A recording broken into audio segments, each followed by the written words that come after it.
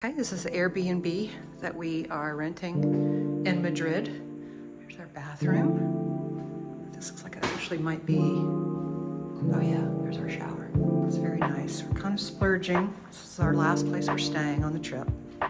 This is the kitchen. It's a completely separate kitchen area. And laundry, which is nice.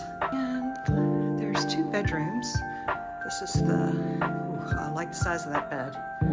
That is lovely. There's actually a walk-in closet, which I don't think we're really gonna need, but it's nice to have. And the views are pretty nice because they are of Plaza Mayor, which is one of the center plazas. This is our couch, TV, dining room table, and this is the view outside the window, which is lovely. And we have the 2nd bedroom, which is here. It runs us around $200 US dollars a night with all the taxes and all the cleaning fees.